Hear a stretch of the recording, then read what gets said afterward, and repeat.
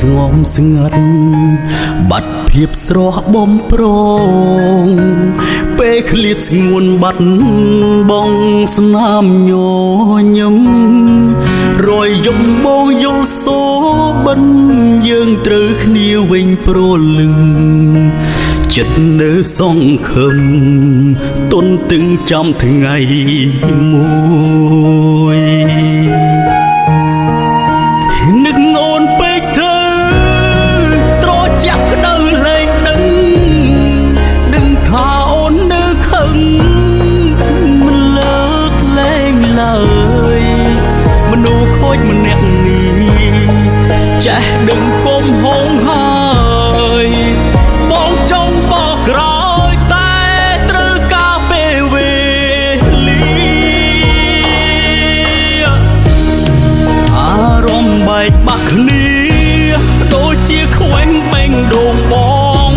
តែមិនអាចប្រាប់នួនល្អងបានត្រឹមណែនធប់ចិនដាបងខំបងដឹងស្របពេលមិនអាចសំសាព្រោះអូនលែងត្រូវការបងអាត្មានិយមពេលបានត្រឹមឯកាខ្លោចសាពួនយំដងហើយយើងនៅចិត្តគ្នាបងកើយតែឆ្ងាយគ្នាដូចជើងមេឃ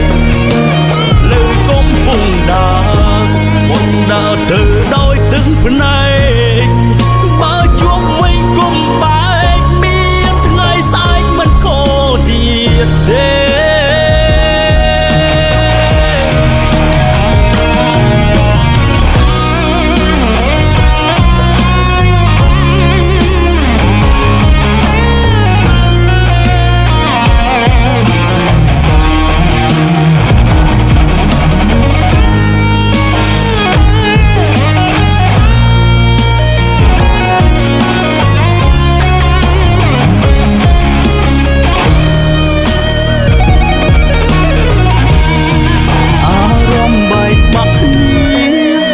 ជាខ្វែងបេងដូងបងតែមិនអាចប្រាប់នួនល្អងបានត្រឹមណែនធប់ចិនដាបងខំបងដឹងស្របពេលមិនអាចផ្សំសាព្រោះអូនលែងត្រូវការបងអាត្មានិយមពេល